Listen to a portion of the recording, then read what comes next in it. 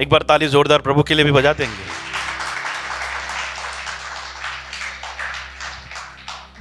धन्यवाद हो प्रभु का। आइए वचन की ओर जाते हैं। मत्ती रचित सुसमाचार 8वां अध्याय, उसका 14 और 15 वचन। यह घटना है, यीशु मसीह किसी आराधनालय में थे और आराधनालय के बाद यह घटना हो रही है। आराधनालय से निकलकर यीशु मसीह पतरस के घर पे पहुंचते हैं और लिखा है, और यीशु मसीह ने पतरस के घर में आकर उसकी श्वास को ज्वर में पड़ी देखा। उसने उसका हाथ छुआ और उसका ज्वर उतर गया और वह उठकर उसकी सेवा करने लगी। इस घटना के अंदर हम देखते हैं कि यीशु मसीह आराधनालय में से निकलकर पतरस के घर पे जाता है और पतरस के घर पर पतरस की सास को बुखार में पड़ी हुई देखता है और वचन कहता है कि उसको क्या किया? यीशु मसीह ने चंगा किया। इसका मतलब है कि पतरस की जो सास थी वो किसके घर पे है? किसके घर पे है? पतरस के घर पर है। और उसके बारे में लिखा है कि वो बीमार थी। इसका मतलब है कि पतरस जो है, जब उसकी सास बड़ी बीमार है उस समय वो क्या करता है? उसको अपने घर पर लेकर आता है। ये मतलब बनता ना, पतरस की सास पतरस के घर पे क्या कर रही थी? वो तो अपने घर पे होनी चाहिए, लेकिन पढ़ा है हमने कि वो बीमार थी। इसका मतलब है कहीं ना कहीं पतरस उसको अपने घर पे लेके गया होगा और यीशु उसके घर पे आता है और फिर वचन कहता है कि यीशु मसीह ने उसको चंगा किया। इसका मतलब है कि तकलीफों के समय, बीमारी के समय, जरूरतों के समय, चाहे किसी के भी मां बाप हो, लड़के के या लड़की के, हमें क्या करना है? उनकी देखभाल करना है, उनके लिए उपलब्ध रहना है, उनकी सहायता करनी है, उनकी मदद करनी है। ऐसा हमें वचन, अपने पड़ोसी को देखकर बोलो, ऐसा हमें वचन सिखाता है। अपने पड़ोसी को देखकर बोलो कि माता पिता की सेवा करना, चाहे लड़की की हो या लड़का की हो, क्योंकि मैरिज के बाद माता पिता की, लड़का लड़की क्या हो जाते हैं एक दूसरे के लिए? भले हम लोग mother in law, father in law बोलते हैं, लेकिन वो हो क्या जाते हैं? मां बाप हो जाते हैं। क्योंकि वचन कहता है कि हस्बैंड और वाइफ के मिलने से वो दो नहीं अब एक हैं। वो दो नहीं अब एक है, और उनके एक होना जाने से उनके माता पिता क्या हो जाते हैं? उनके माता पिता हो जाते हैं। उसके स्पाउस के, उसके मंगेतर के, या उसके हस्बैंड और वाइफ के जो भी है, उसके जो माता पिता हैं एक दूसरे के माता पिता बन जाते हैं। और वचन कहता है कि हमें क्या करना है? तकलीफों के समय, परेशानियों के समय, बीमारियों के समय, जब उनको मदद की जरूरत है, जब उनको सहायता की जरूरत है, उस समय हमें उनके लिए उपलब्ध रहना है।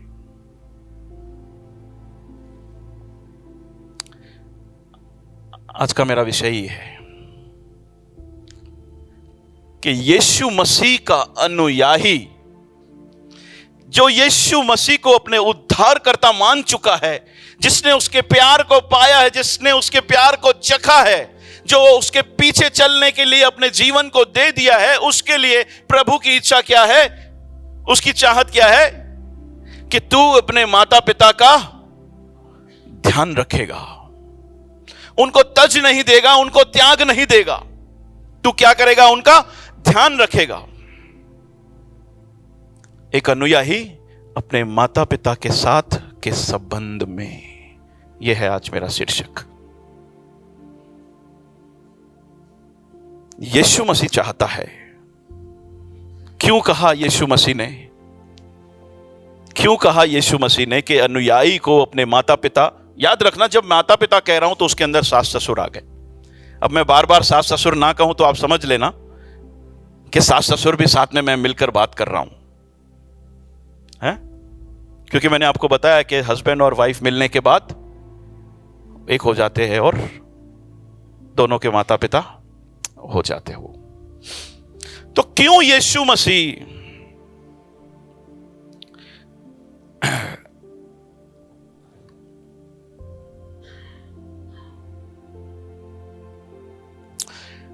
क्यों यीशु मसीह के अनुयायियों को उसके माता पिता का ध्यान रखना बड़ा जरूरी है, उपलब्ध रहना बड़ा जरूरी है, चाहे सास ससुर हो या माता पिता। क्यों उनकी देखभाल करना जरूरी है, उनके तकलीफों में, उनके परेशानियों में? सबसे पहला कारण ये यीशु मसीह की क्या है? चाहत है। अपने पड़ोसी को देखकर बोलो, यो यीशु मसीह की क्या है? चाहत है। आप बोलोगे कि भैया यीशु मसीह की चाहत है, ये किस तरह से आपको बता रहा चलता है? मैंने आपको बताया था कि यीशु अपने अनुयायियों से बात करने के लिए अपने अलग अलग तरीकों को इस्तेमाल करता है। पिछले हफ्ते मैंने आपको बताया था जिस तरह से हम अपने बच्चों को एक संदेश देने के लिए अलग अलग तरीके इस्तेमाल करते हैं।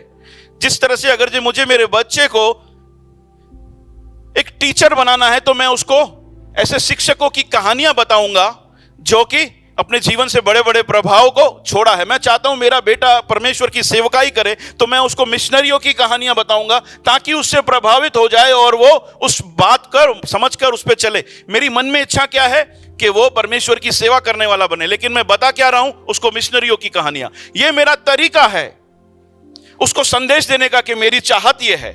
उसी तरह से यीशु मसीह की भी ये चाहत है, पता चलता है वहां से क्योंकि वचन में उसने लिखवाया है। सोच के देखिए, सिर्फ इतना लिखाया जा सकता था कि एक ज्वर में पड़ी हुई स्त्री को ठीक किया गया, लेकिन पूरा डिटेल में बाइबल लिखवाता है पवित्र आत्मा। क्यों? क्योंकि हमको वो संदेश देना चाहता है उसके अनुयायियों को जो उसके पीछे आना चाहते, मेरी चाहत क्या है। इसीलिए पवित्र आत्मा ने खास कर खुला खुला सारी बातों को लिखाया कि पतरस की सांस को जब ठीक किया गया तो पतरस की सांस थी कहां पर? इतना डिटेल में प्रभु को लिखाने की क्या जरूरत है? मैंने आपको बताया था एक ही है, क्योंकि वो अपने अनुयायियों को संदेश देना चाहता है कि ये मेरी चाहत है कि इस एरिया के अंदर मेरे अनुयायियों को काम करना है। हालेलुया।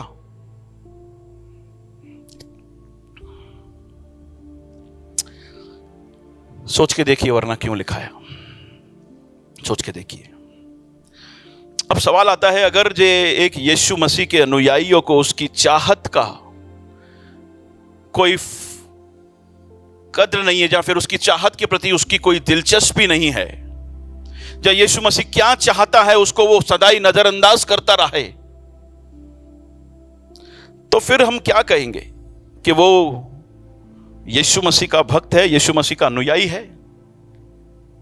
फिर क्या फायदा? मैं कहता हूं कि वो बार बार कहता रहे है प्रभु मैंने तेरी दया पाई है, जबकि उसकी चाहत को ही उसने अपने जीवन से हटा दिया है। तो फिर वो अनुयायी कहने का कोई मतलब नहीं बनता उसका। फिर उसको क्या फायदा कि वो उसको प्रभु प्रभु कहे? फिर उसको क्या फायदा इस बात का कि वो कहे कि तू मेरे जीवन का राजा है? फिर क्या फायदा कि वो उसकी आराधना करे, उसके नाम के भजन गाए? क्या फायदा उसके नाम से फिर वो दान करे? क्योंकि उसकी चाहत को तो उसने क्या कर दिया? अपने जीवन से साइड कर दिया।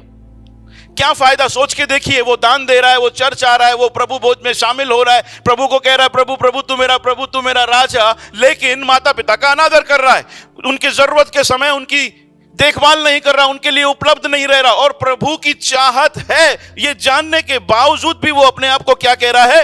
वो अनुयायी है, वो परमेश्वर यीशु का चेला है। क्या फायदा अगर जो वो अपने आप को इस तरह से कह भी रहा है? तो मेरे हिसाब से वो ना ही आराधना करने वाला है, ना ही वो यीशु मसीह का चेला है। भले वो अपने मुंह से कुछ भी कहता हो, वो है क्या? वो धर्म पालन करने वाला एक व्यक्ति है जिसका परमेश्वर से कोई भी लेना देना नहीं है।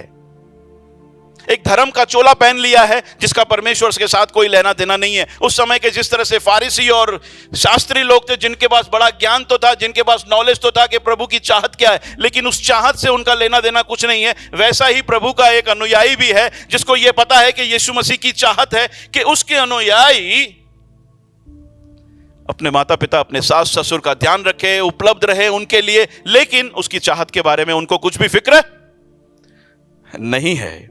मेरे हिसाब से ना ही वो अनुयायी है, ना ही फिर वो चेले है, ना ही वो आराधक है, ना ही वो आराधना करने वाले हैं, नहीं।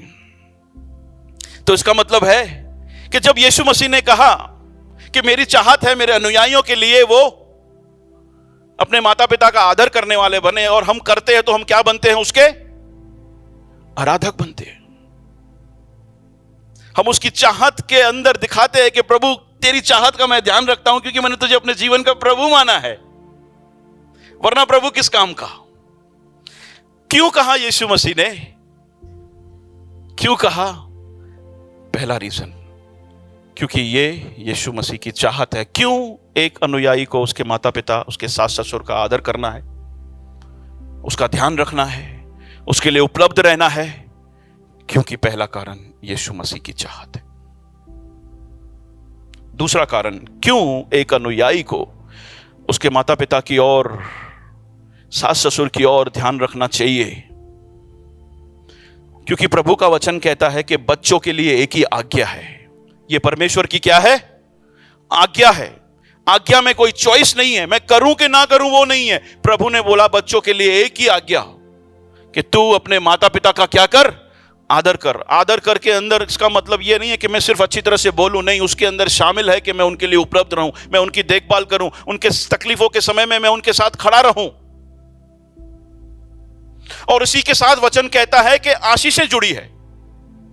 इफिसियों की पत्री के 6 अध्याय के अंदर हम पढ़ते हैं, वचन निकालेंगे नहीं, हम पढ़ते हैं कि जब माता पिता की ओर अपने बच्चे आज्ञाकारिता को दिखाते हैं, उनकी उम्र लंबी होती है, वो आशीषित होंगे।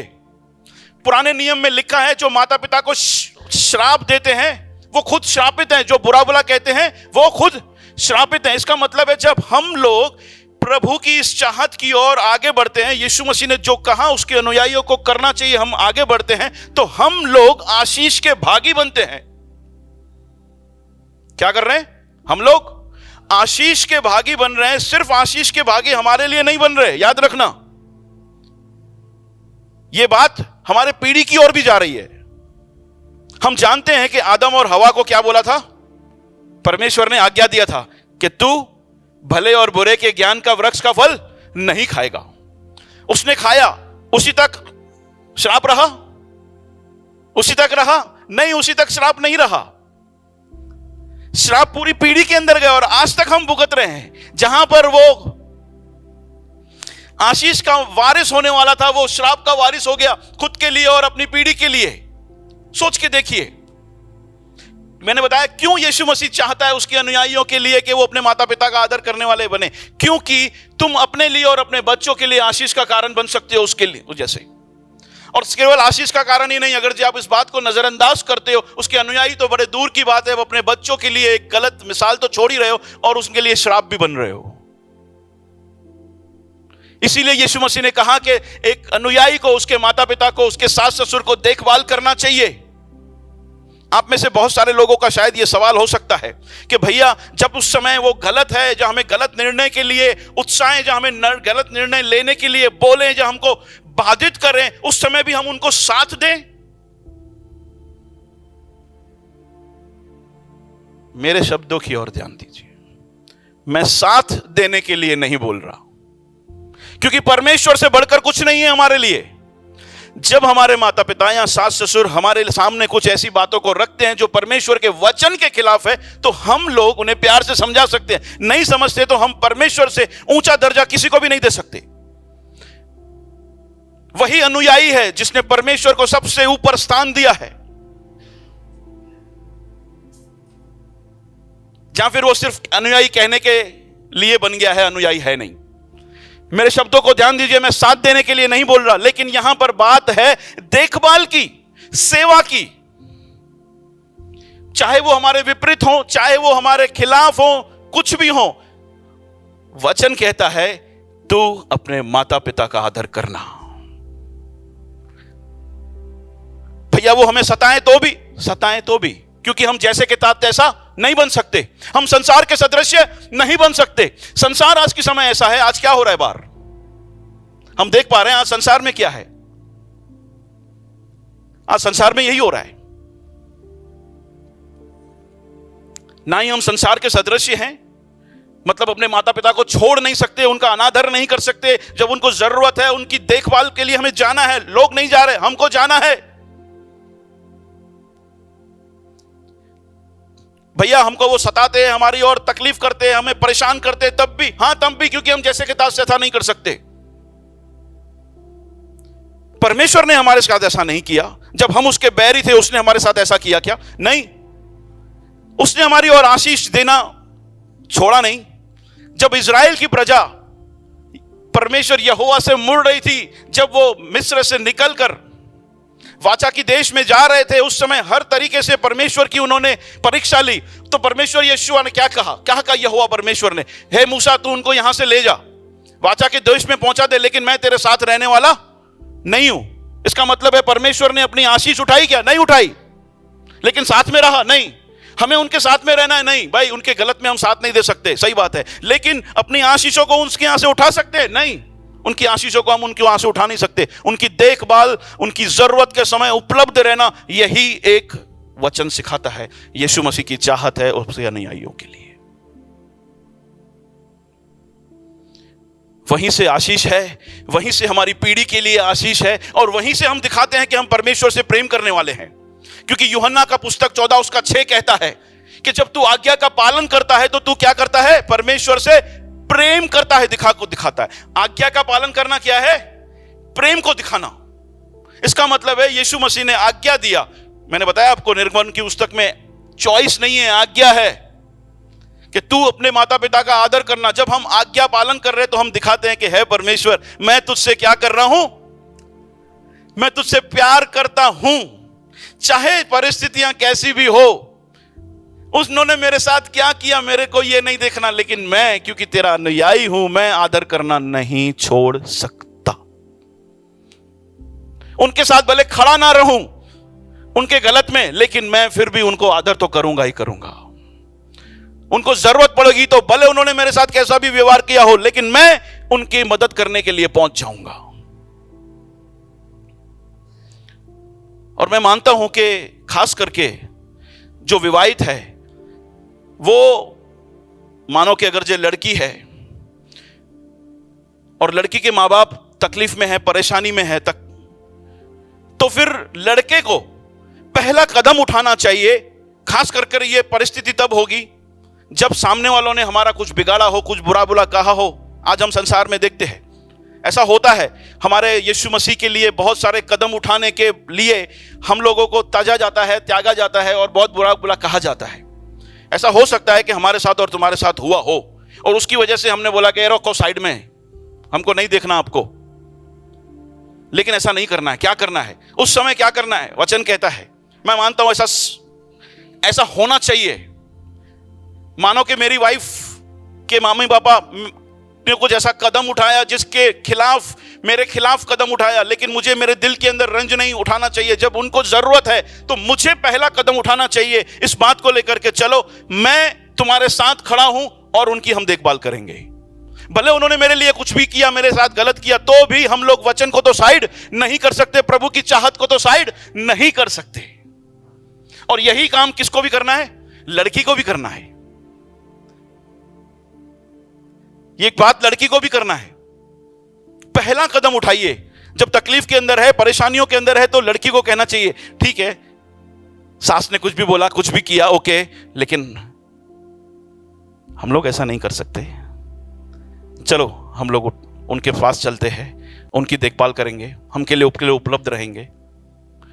गलत संदेश मत लेके जाना। उनके गलत में हम लोग खड़े रहने के लिए नहीं बोल रहे, लेकिन जब वो तकलीफ में, परेशानी में है, उस समय हम लोग पीछे नहीं हट सकते। वहीं से आशीष है, वहीं से हम दिखाते हैं कि हम लोग परमेश्वर से प्यार करने वाले लोग हैं। मैंने देखा है बहुत सारे अनुयायियों को, मुझे दुख होता है इस बात का। सास ससुर माता पिता तकलीफ के अंदर है, उनको जरूरत है, लेकिन मुंह मोड़ दिया है उन्होंने। बात तक नहीं करते, पूछने नहीं जाते। उनके दिल में रंज है उनके लिए। एक अनुयायी के दिल में उनके लिए रंज नहीं हो सकता, वो फिर अनुयायी कैसा?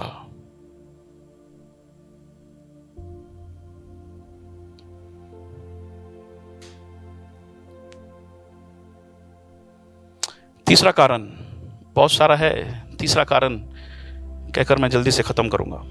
तीसरा कारण, इसीलिए भी माता पिता का आदर करना चाहिए, उनके दुखों तकलीफों में उपलब्ध रहना चाहिए, क्योंकि ये हमें दिखाता है कि हम एहसानमंद हैं, ये हमें आभारी बनाता है, ये हमें धन्यवादी बनाता है। आप लोगों से सवाल करूं, जब हम छोटे थे तो माँ बाप ने हमारे लिए क्या क्या किया? सब कुछ ये शब्द नहीं कहिए, क्या क्या किया, थोड़ा समझाइए ना, थोड़ा कुछ तो बोलिए। हाँ, हमारी फीस स्कूल में जब हम छोटे थे तो हम लोग कमाने जाते थे। क्या रोशन कमाने जाता है? पापा भरते फीस स्कूल की, पापा भरते।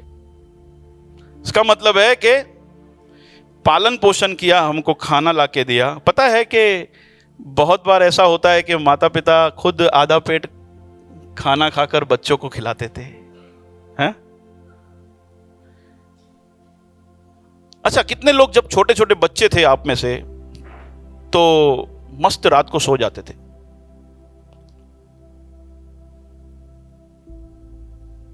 मैं तो नहीं सोता था, मेरी मम्मी बताती है मेरे को, रात भर जागता था, सुबह को सोता था तू। इसका मतलब है कि मेरी मम्मी मेरा पापा रात भर जागते थे मेरे लिए।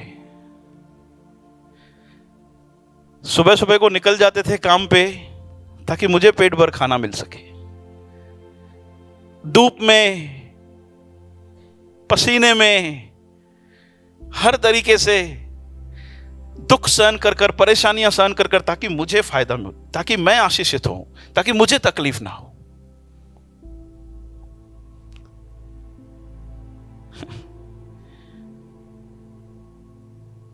अगर कभी भी बोला नहीं स्कूल का फीस भर देना, लेकिन भर दिया।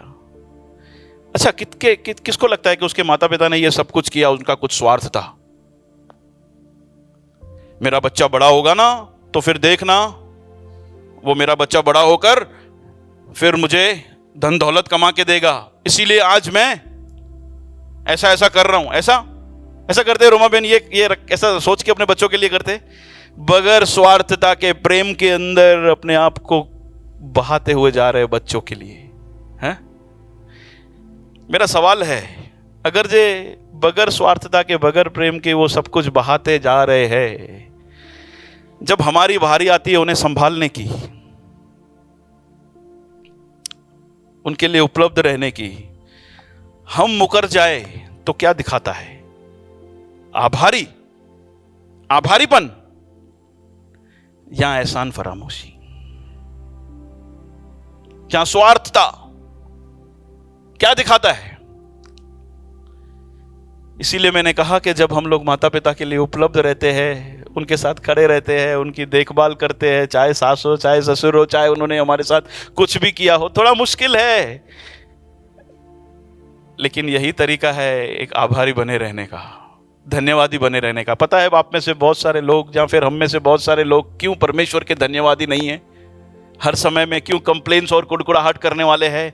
क्योंकि वचन कहता है कि जिस भाई को तूने पृथ्वी पर देखा है, तू उससे प्यार नहीं करता, तो मुझे जिसको तूने नहीं देखा उससे कैसे प्यार कर सकता है? माँ बाप जिसने तेरे लिए सब कुछ किया,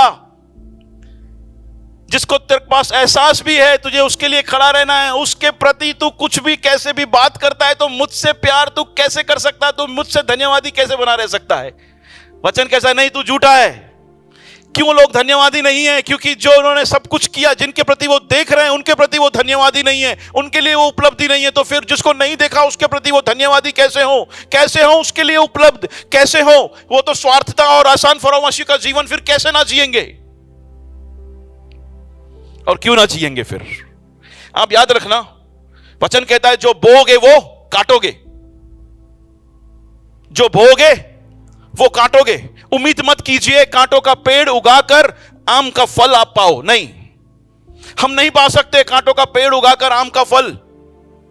बच्चे देखते हैं हमें, हम कैसे चलते हैं, उसी तरीके से बच्चे भी, मैंने देखा है बहुत सारे जीवनों के अंदर, आज मां बाप का बहुत सारे जीवनों में, बहुत सारे घरों के अंदर आदर नहीं है, बहुत सारी जगह पर सास ससुर का आदर नहीं है। क्यों? क्योंकि उनके मां बाप ने उनके मां बाप का आदर नहीं किया था। मैंने आपको बताया, जो पेड़ बोओगे वैसा ही फल पाओगे, जो बीज बोओगे वैसा फल पाओगे। बहुत सारे सास ससुर का आज घर पे आदर नहीं है। क्यों? क्योंकि उन्होंने अपनी सास ससुर का आदर नहीं किया था। क्योंकि नहीं किया था, आज उनके साथ ऐसा हो रहा है। लेकिन मैं आपको एक बात याद दिलाना चाहता हूं, पुराने नियम में कोरा, दातान और अबीराम के बारे में लिखा है। उन्होंने मूसा के खिलाफ बुड़बुड़ाया, उनकी सारी मंडली को परमेश्वर की ओर से दंड दिया गया, ऐसा लिखा है वहां पर गिनती की पुस्तक के अंदर कि जमीन ने अपना गला खोल दिया और वो सब के सब उसके अंदर चले गए। लेकिन भजन संहिता के अंदर हम कोरा के वंशियों के भजन पढ़ते हैं। 42 से 49 जब आप भजन संहिता पढ़ोगे तो वो कोरा के वंशियों ने लिखा है। भजन 85, 89 ये कोरा के वंशियों ने लिखा है। जबकि कोरा के सारे लोग मारे गए तो ये कोरा के वंशीय कौन है? ये कोरा के पुत्र है। इसका मतलब क्या है? इसका मतलब है कि कोरा के वंश ने, उनके पुत्रों ने, जब वो कोरा लोग गलत कर रहे थे, मूसा के खिलाफ बड़बड़ कर रहे थे, जिसकी वजह से नाश हुआ सब कुछ, उस समय उसके बेटों ने बोला हम तुम्हारे साथ नहीं है। सोच के देखिए, वो लोग मर जाते, लेकिन क्योंकि बोला हम ऐसे नहीं है, हम तुम्हारे साथ नहीं है, इसीलिए वो भजन लिखने वाले बन गए। हालेलुया! आप समझ पा रहे हो? आपके हाथ में है, जो श्राप चलते हुए आ रहा है उसको कट करना।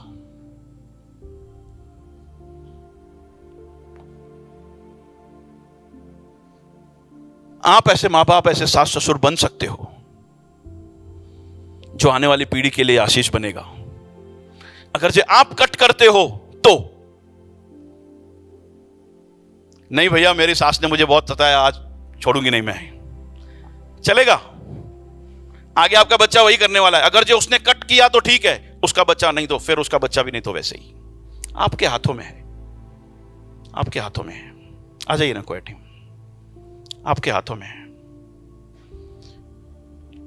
क्यों कहा यीशु मसीह ने, क्यों कहा यीशु मसीह ने उसके अनुयायियों के लिए? क्योंकि उसकी चाहत है,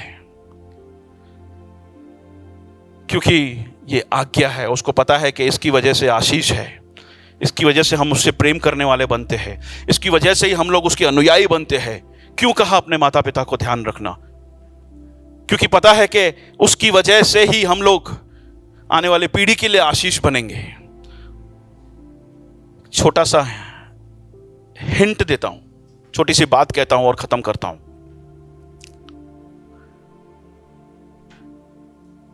आप चाहते, आपको पता है हमारे बच्चे क्यों फेल हो जाते हैं इस एरिया में? क्यों नहीं कर पाते माता पिता का आदर, सास ससुर का? क्योंकि वचन कहता है, या फिर कब कर पाएंगे? वचन कहता है कि अपने बच्चों को रीस मत दिलाओ। आज बहुत सारे माता पिता का आदर नहीं कर पाते क्योंकि वचन कहता है कि अपने बच्चों को रीस मत दिलाओ। रीस मत दिलाओ का मतलब है उनको गुस्सा मत दिलाओ, ऐसा कुछ मत करो कि उनके दिल के अंदर कुड़कुड़ाहट हो, उनकी कंपैरिजन मत करो, उनको गलत शब्द मत बोलो, है निकम्मे, ऐसे शब्दों को बोल बोलकर हम उनके जीवन में क्या कर रहे हैं? उनको अपने प्रति कड़वाहट पैदा कर रहे हैं। जो लोग शादी किए हुए हैं, अगर जी आप चाहते हो कि आपके बच्चे माता पिता का आदर करने वाले, सास ससुर का आदर करने वाले बने, अपनी पीढ़ी के लिए आशीष बने, तो एक बात को यहां से ले जाओ। अगर जी आप चाहते हो कि आपके बच्चे ऐसे हो, डोंट इंटरफेयर, इंटरफेयर मत करो। आज बहुत सारे विवाह बिगड़े हुए हैं क्योंकि मां बाप इंटरफेयर करते हैं। पहले मैंने आपको बच्चों के लिए बताया, अब मैं मां बाप के लिए बता रहा हूं। क्यों बच्चे आज के समय में ऐसे हैं? क्यों विवाह टूटे हुए हैं? क्योंकि बहुत सारा इंटरफेयर। अरे भाई शादी करा दिया, उनको जीने दो अपना जीवन, तुमको क्यों चलाना है मैरिज उनका? अरे उनको जीने दो, उनका चलाने दो। तुम इस तरह से खड़े रहो, बैक खड़े रहो, ताकि वो तुम्हारा आदर करे, वो खुद जीना सीखे, कुछ निर्णयों को ले सके। मैंने बहुत सारे दंपतियों के बीच में देखा है, उनके बीच में बॉन्डिंग नहीं है। क्यों? क्योंकि माता पिता बीच में है, लड़के के या लड़की के, वही डिसीजंस लेते हैं। अरे क्यों बॉन्डिंग में आएंगे फिर? क्यों एक दूसरे के साथ फीलिंग्स में आएंगे? क्योंकि हर बात मम्मी, हर बात पप्पा, जब फिर पप्पा या मम्मी हावी हावी है।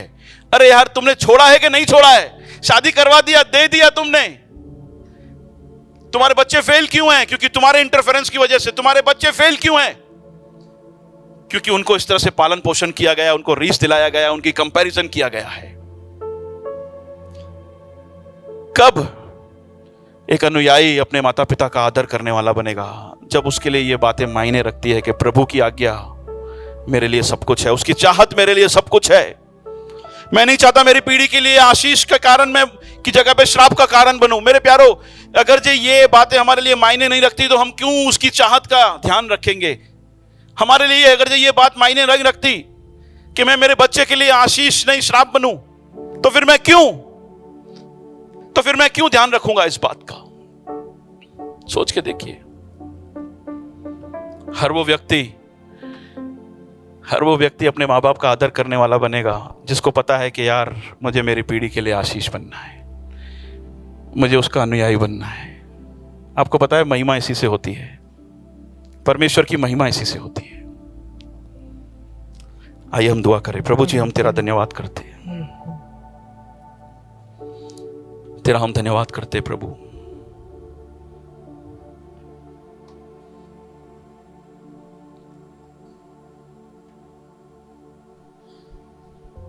Hello check. तेरे वचन के लिए धन्यवाद प्रभु, तेरी एक बार फिर से प्रभु तेरी चाहत को बताने के लिए धन्यवाद कि तू चाहता है कि प्रभु तेरे अनुयायी अपने माता पिता, अपने सास ससुर का ध्यान रखने वाले बने, उनका आदर सम्मान मान करने वाले बने, उनके लिए खड़े रहे, उनकी मुसीबतों में मुंह ना फेरे प्रभु, उनको तजे नहीं। वरना प्रभु वो धन्यवादी से प्रभु एहसान फरामोशी की ओर जा रहे हैं। तूने बताया आशीष की जगह पे श्राप का कारण बन रहे हैं प्रभु, तूने बताया। और तू नहीं चाहता कि प्रभु तेरे अनुयायी प्रभु श्राप का कारण बने। प्रभु तू नहीं चाहता कि वो अपने आशीष पीढ़ी के लिए आशीष नहीं श्राप का कारण बने। प्रभु तू नहीं चाहता कि वो धन्यवादी नहीं ऐसा एहसान फरामोश बने। तू नहीं चाहता कि प्रभु वो धर्म का पालन करने वाले बने। वो तू चाहता है कि तेरे साथ वो रिश्ते में आने वाले बने। प्रभु होने दे खुदावंद, होने दे प्रभु, जो आज हमने सुना है उसकी ओर हम ध्यान लगाए। हमारे बच्चों से व्यवहार करने की समझ तू हमें दे। तेरी आत्मा से तू परिपूर्ण कर ताकि हम लोग समझ पाए प्रभु कि हमें किस तरह से चलना है, किस तरह से आगे बढ़ना है। वरना प्रभु हम संसार के सदृश्य बनकर रह जाएंगे जिस तरह से आज संसार में है, क्योंकि संसार के लोग ऐसा ही है। ना ही तूने तेरी महिमा की पड़ी है, ना ही अपने बच्चों के लिए आशीष की पड़ी है, ना ही प्रभु तेरे धन्यवाद की पड़ी है, ना ही तेरे प्यार की पड़ी है, ना ही तेरे अनुयायीपन की पड़ी है प्रभु ने। लेकिन तेरे अनुयायियों के लिए सारी बातें महत्वपूर्ण हैं प्रभु, उनके लिए महत्वपूर्ण है।